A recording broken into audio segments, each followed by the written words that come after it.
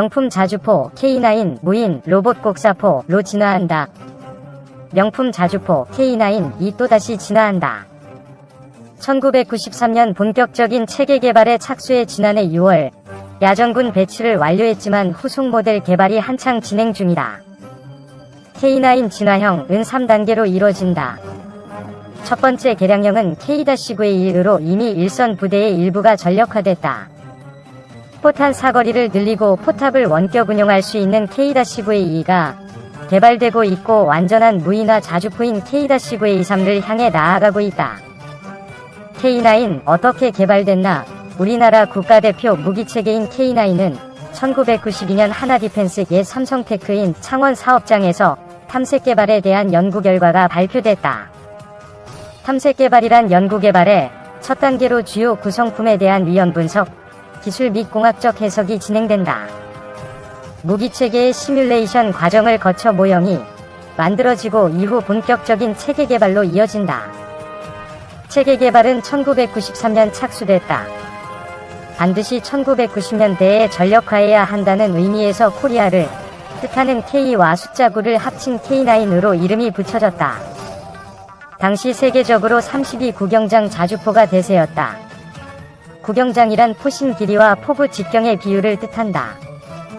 포의 구경을 1 단위로 해 포신의 길이를 나타내는 말인데 32 구경장은 포 구경이 1일 경우 포신 길이는 30이라는 얘기다. 구경장이 클수록 포탄을 멀리 보낼 수 있고 정확도가 높아진다. 하지만 무게와 기동 능력, 적재 능력 등으로 한계가 있다. 우리 연구진은 1998년 독일에 이어 세계에서 두 번째로 52 구경장 자주포 K9 개발에 성공한다. 52 구경장 자주포는 독일의 G000이 유일했던 만큼 독자 기술로 개발한다는 것은 매우 어려운 일이었다. 이렇게 개발된 K9은 1999년부터 전방 부대에 배치되기 시작했다. 우리 군의 포병 화력이 획기적으로 바뀌기 시작한 원년이다. 기존 견인포의 경우 운용에 필요한 인원이 13명이었지만 K9은 5명으로 줄었다. 최대 사거리는 30km에서 40km로 향상됐다. 2005년에는 K9의 포탄을 자동으로 보급하고 운송할 수 있는 K10 탄야군 반차가 개발돼 K9의 작전 능력과 효율성은 비약적으로 높아졌다. 사격 명령 접수 30초 안에 첫발, 3분에 18발 발사, K9의 전투 중량은 47톤으로 최고 속도는 시속 67km에 달한다. 시속 67km면 그다지 빠른 속도로 느껴지지 않지만 47톤의 쇳덩어가 이 속도로 주행하면 보는 것만으로도 공포감이 느껴진다. K9은 55mm 강선포와 K6 기관총으로 무장한다. 강선포는 포신 내부의 탄두를 회전시키기 위해 만들어 놓은 강선이 있는 포를 말한다. 포탄의 회전력을 부여해 비행 안정성을 높여 사거리를 증가시키고 정확도를 높인다. K9의 탄약 1회 적재량은 48발이다. 자동화된 사격 통제 장비를 갖췄고 포탄 이송과 장전 장치를 탑재해 사격 명령 접수 30초 이내에 초탄을 발사할 수 있다.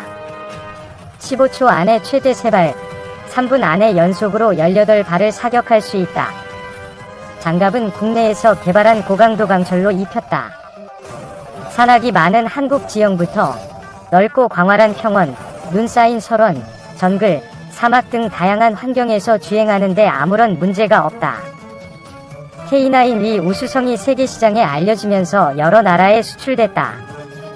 2001년 한국 방산업체로는 처음으로 터키와 기술 이전을 통한 현지 생산 공급 계약을 체결했다. 2015년에는 폴란드와 2017년에는 인도, 핀란드, 에스토니아, 노르웨이에 연이어 수출 계약을 맺는 성과를 거뒀다. 현재 전 세계적으로 1600문의 K9 자주포가 운용되고 있다. 스톡홀름 국제평화연구소 SIPRI에 따르면 지난 2000에서 2017년 세계 자주포 수출 시장에서 K9 자주포는 48%를 차지한 것으로 나타났다. 세계 최강 자주포 중 하나로 평가받는 독일 PZH-2000보다 높은 수치다. 포병 화력, 전장의 종결자, 전쟁사를 펼쳐보면 포병 화력이 운용되면서 지상작전에 혁신적 변화가 왔다. 고대부터 근대까지 화포의 성능은 전쟁에서 전략적 우위를 보장해줬다. 포병 무기는 산업혁명 이후 발달된 기술과 자원을 바탕으로 혁신적 발전을 거듭했다. 강철 제조 방식 변경과 탄도하게 발달은 현대 포병 전력을 획기적으로 개선시켰고 기존에는 상상할 수 없는 원거리에서 적을 타격할 수 있게 됐다. 우리 군은 창설 후 미군으로부터 M3 화포를 인수받아 사용했던 반면 북한군은 자주포를 포함해 한국군의 8배 이상에 달하는 포병 장비를 보유하고 있었다. 화력 지원이 절실했던 우리 군은 한국전쟁 이후 포병 무기 확충에 많은 노력을 기울였다. 1970년대까지는 주로 외국군으로부터 무기를 원조받거나 외국군의 무기를 역설계하는 방식으로 105mm 견인곡사포와 155mm 견인곡사포 등 견인포를 개발하기도 했다. 2차 세계대전 이후 첨단 전투기가 속속 등장하면서 군사력의 우위는 주로 공군력에 의해 평가된다.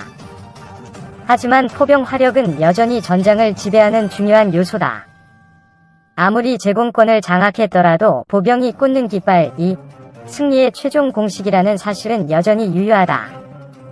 무기체계의 수출 측면에서도 자주포는 유망한 분야다.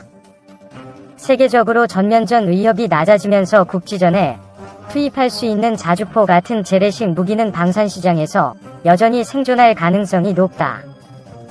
K9 어디까지 진화하나? K9이 업그레이드 버전은 K9A1이다. 지난 2018년 초도 양산이 진행돼 일선 부대에 배치됐다. K9A1 은주 엔진의 도움 없이 임무 수행이 가능하도록 보조동력 장치 APU를 새롭게 달았다.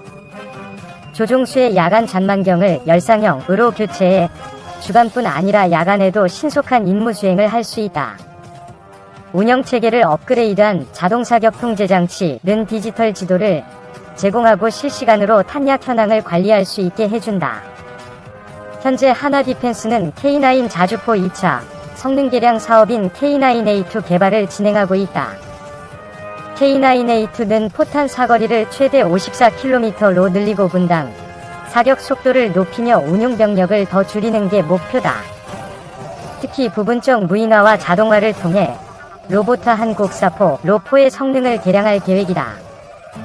장기적으로는 완전한 무인화를 통해 운용 병력 없이 원격 조종으로 목표를 수행하는 K9A3에 도달하는 목표를 가지고 있다. 유튜브 채널 24H 밀리터리 여러분의 구독과 좋아요, 알림 설정은 컨텐츠 제작에 큰 힘이 됩니다. 시청해주셔서 감사합니다. 포스팅이 도움되셨다면 구독하기를 꾹 눌러주세요.